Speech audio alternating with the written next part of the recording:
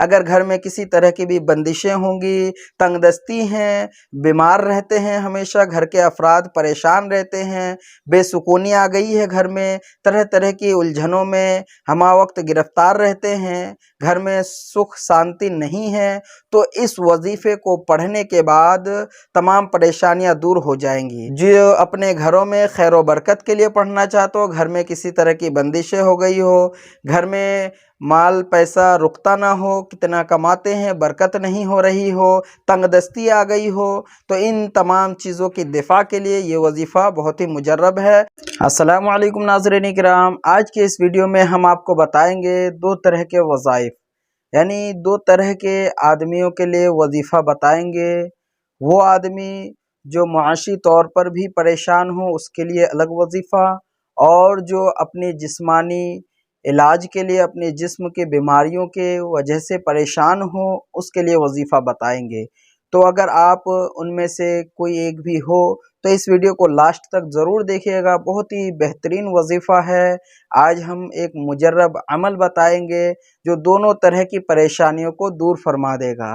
किसी तरह की भी रिज़्क़ में परेशानी हो, दिक्कत हो, आप मेहनत करते हो, रोज़ी रोज़गार में बरकत नहीं हो रही है, कारोबार में, तिजारत में, बिजनेस में हमेशा नुकसान का सामना उठाना पड़ रहा है, आपको नुकसान हो रहे हैं, लाख मेहनत करने के बावजूद भी घर में बरकत नहीं हो रही है, बेबरकती आ चुकी है, लिहाजा इन चीज़ों के लिए एक बेहतरीन वजीफ़ा है। और दूसरा वजीफ़ा है ऐसे लोगों के लिए जो हमा वक्त हमेशा बीमार रहते हैं, तमाम तरह के डॉक्टर्स दवाई इलाज मुआलजा करने के बाद भी उसको आराम मैसर नहीं होता है, किसी तरह की भी उस पर आसेब ज़दगी या कोई जादू टोना या किसी का किया कराया धराया हो, दुश्मनी की वजह से किसी ने उस पर कुछ किया कराया दिया गया हो, तो इन सारी चीज़ों के लिए भी एक बेहतरीन वजीफ़ा बताएंगे। जिस तरह की भी बंदिशें होगी घर में, कारोबार में, रिज़्क़ में, इन तमाम बंदिशों को खोलने वाला एक बहुत ही मुजर्रब वजीफ़ा है। और आपके जिस्म में किसी तरह के भी असरात हाइल हो गए हों, किसी तरह की भी तिल्स्मानी ताकत आपके अंदर क्यों ना हो, कितनी बड़ी बातिल ताकतें क्यों ना हो, सारी चीज़ों का वाहिद दिफा आज हम बताएंगे इस वीडियो में। तो मौजूद नाज़रीन इकराम, वीडियो के आखिर तक बने रहिएगा। अगर हमारे इस चैनल पर आप नए हैं तो चैनल को ज़रूर सब्सक्राइब कर दीजिए, वीडियो पसंद आए तो वीडियो को भी लाइक कर दीजिए और कमेंट्स बॉक्स में अपना कमेंट्स ज़रूर लिखिएगा। तो नाज़रीन इकराम, आइए अब आपको बताते हैं वो वजीफ़ा क्या है। वो वजीफ़ा है, आज का जो वजीफ़ा है थोड़ा अलग है। आपको सबसे पहले 7 इलायची के दाने लेने हैं, चाहे आप काली इलायची ले लें, सफ़ेद ले लें, हरी इलायची ले लें। आपको उस 7 दाने को लेकर किसी भी नमाज के बाद, खुसूसियत के साथ फज्र या इशा की नमाज के बाद, आप नमाज से फ़रागत के बाद, नमाज से फ़ारिग होकर आप क़िबला रू बैठ जाए, कहीं भी ऐसी जगह जहां आपसे कोई कलाम करने वाला ना हो, कोई आपको डिस्टर्ब करने वाला ना हो, यानी तन्हाई में बैठ जाना है बाद नमाज इशा रात में, या फिर सुबह सादिक के वक्त फजर के नमाज के बाद भी आप ये वजीफ़ा कर सकते हैं। तो नाज़रीन इकराम, 7 दाना इलायची के लेने हैं, उस पर आपको दुरूद इब्राहीम या कोई भी दुरूद जो आपको याद हो 21 मरतबा पढ़ना है। सबसे पहले आपको 21 मरतबा दुरूद इब्राहीम पढ़नी है, उसके बाद फिर 100 मरतबा आपको अव्वल कलमा यानी पहला कलमा जो है ला इलाहा इल्लल्लाहु मुहम्मदुर रसूलुल्लाह, ला इलाहा इल्लल्लाहु मुहम्मदुर रसूलुल्लाह, ये जो पहला कलमा है आपको 100 मरतबा पढ़ना है। उसके बाद आपको 41 मरतबा सूरह नास पढ़ना है। अगर आप मुसीबत ज़दा हैं, आसेब ज़दा हैं, आप जिस्मानियत के लिए वजीफ़ा कर रहे हैं, तो ये इसके लिए है कि आपको सबसे पहले 21 मरतबा दुरूद शरीफ पढ़नी है, उसके बाद 100 मरतबा कलमा शरीफ पढ़ना है, उसके बाद आपको 41 मरतबा सूरह नास पढ़नी है। सूरह नास जो कुरान पाक की सबसे आखिरी सूरत है, 30वें पारे में मौजूद है। अगर आपको याद नहीं है, आपकी स्क्रीन पर भी हम आपको दिखा दे रहे हैं, आप इसको देखकर भी पढ़ सकते हैं। बिस्मिल्लाहिर्रहमानिर्रहीम, कुल आऊज़ु बिरब्बिन नास मलिकिन नास इलाहिन नास मिन शर्रिल वस्वासिल खन्नास अल्लज़ी युवस्विसु फ़ी सुदूरिन नास मिनल जिन्नति वन नास। यहाँ तक है ये पूरी सूरत आपको पढ़नी है 41 मरतबा। अगर आप बीमार हैं, हमेशा बीमार रहते हैं, या आपको कुछ एहसास होता हो किसी चीज़ की, किसी बुरी बातिल चीज़ों की, कोई असरात की, तो इसकी दिफा के लिए आप ये पढ़ सकते हैं। किसी तरह की भी बंदिश होगी वो सारी चीज़ें खुल जाएगी। उसके बाद आपको 21 मरतबा दुरूद शरीफ पढ़नी है आखिर में। ये तो हुआ अगर कोई बीमार है, मुसीबत ज़दा हैं, आसिफ ज़दा हैं उसके लिए। अब आइए यही वजीफ़ा थोड़ी सी चेंजिंग के साथ उस शख्स के लिए है जो अपने घर में खैर व बरक़ात, रिज़्क़ में बरकतों के लिए ये वजीफ़ा करना चाहता हूँ।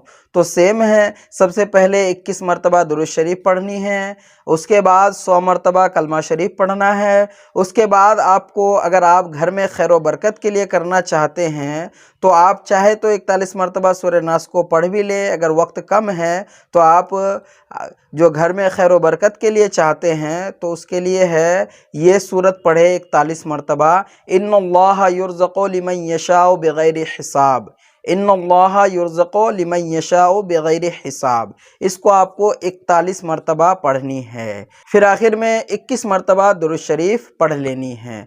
तो जो अपने घरों में खैर व बरकत के लिए पढ़ना चाहते हो, घर में किसी तरह की बंदिशें हो गई हो, घर में माल पैसा रुकता ना हो, कितना कमाते हैं बरकत नहीं हो रही हो, तंगदस्ती आ गई हो, तो इन तमाम चीज़ों की दिफा के लिए ये वजीफ़ा बहुत ही मुजर्रब है। सबसे पहले 21 मरतबा दुरूद शरीफ, उसके बाद 100 मरतबा कलमा शरीफ। पहला कलमा ला इलाहा इल्लल्लाह मुहम्मदुर रसूलुल्लाह, इसको 100 मरतबा पढ़नी है। उसके बाद आपको 41 मरतबा इन्नल्लाह युर्ज़क़ु लिमन यशाउ बिग़ैरि हिसाब ये आयत पढ़नी है। फिर आखिर में 21 मरतबा दुरूद शरीफ पढ़ लेनी है।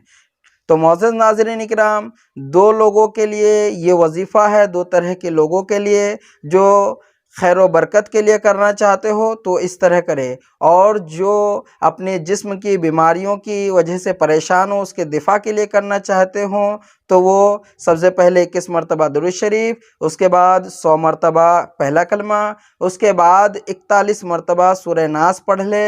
इंशाअल्लाह ताला आपकी सारी परेशानियां दूर हो जाएगी। और आखिर में 21 मरतबा दुरूद शरीफ भी पढ़ लेनी है। और जो चाहे दोनों आयतों को भी पढ़ सकते हैं, यानी अपने वजीफ़े में एक साथ दोनों कामों के लिए जो करना चाहते हो वो भी इस वजीफ़े को कर सकता है। यानी आप सूरह नास भी मिला ले अपने एक बैठक के वजीफ़े में, और आप इन्नल्लाह युर्ज़क़ु लिमन यशाउ बिग़ैरि हिसाब रिज़्क़ वाली जो ये आयत है ये भी आप उसमें शामिल कर लें, तो दोनों कामों के लिए भी बहुत मुजर्रब है। चाहे तो अलग अलग कर सकते हैं, चाहे एक साथ कर सकते हैं। तो मुअज़्ज़ज़ नाज़रीन किराम, इस वजीफ़े को आपको मुसलसल 11 दिन करनी है। इंशाअल्लाह ताला बहुत जल्द ही आपको बेहतरीन नतीजा देखने को मिलेगा। अगर घर में किसी तरह की भी बंदिशें होंगी, तंगदस्ती हैं, बीमार रहते हैं, हमेशा घर के अफराद परेशान रहते हैं, बेसुकूनी आ गई है घर में, तरह तरह की उलझनों में हमा वक्त गिरफ्तार रहते हैं, घर में सुख शांति नहीं है, तो इस वजीफ़े को पढ़ने के बाद तमाम परेशानियां दूर हो जाएंगी। तो अब नाज़रीन किराम, आपने जो इलायची लिया था उस पर दम करना है। इन आयात को, इन ज़िक्र अज़कार को, इस वजीफ़े को पढ़ने के बाद उन 7 इलायची को दम कर लेनी है। तो नाज़रीन किराम, अगर आपने अपनी शिफा याबी या बीमारी को दूर करने के लिए किया है वजीफ़ा, तो आपको वो 7 इलायची के दाने एक एक दिन में खाने हैं। सुबह शाम आपको एक एक दाना रोज़ खाना है जब तक आपको शिफा ना मिल जाए। 11 दिन के पढ़े हुए दाने आपके ख़त्म भी नहीं हो पाएंगे। आपकी कितनी पुरानी मर्ज़ क्यों ना हो, सब आपसे दूर हो जाएंगे, आपको शिफायाबी मिल जाएगी। और अगर आपने इसको रिज़्क़ के लिए किया हो, घर में खैर व बरकत के लिए किया हो, तो आपको 7 दाने एक कपड़े में बांध कर आपके गले में, अगर दुकान है, तिजारत कर रहे हो, बिजनेस हो, तो उस गले में रख देनी है। या आप अपने घर में भी जहाँ रुपए पैसे रखते हो, अलमारी वगैरह, ऐसे मकाम में आप उस कपड़े को रख दे।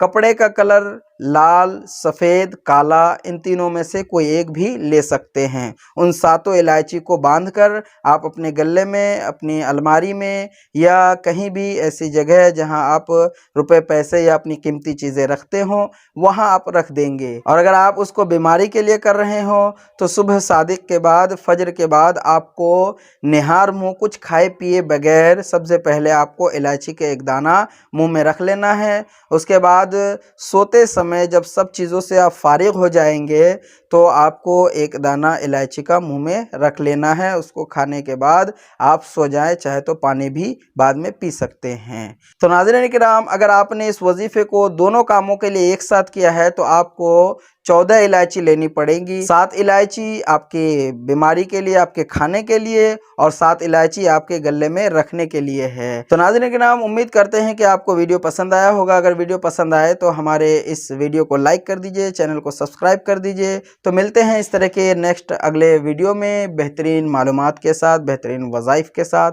तो तब तक के लिए दें इजाज़त। अस्सलामु अलैकुम व रहमतुल्लाहि व बरकातुहू।